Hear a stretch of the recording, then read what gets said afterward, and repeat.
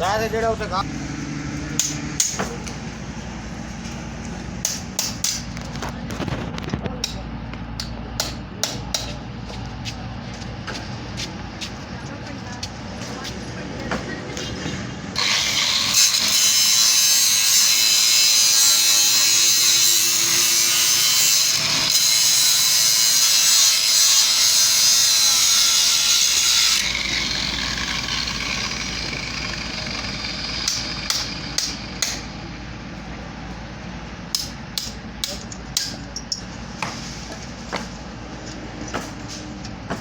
RAM पीछू ना एक का फायदा दिता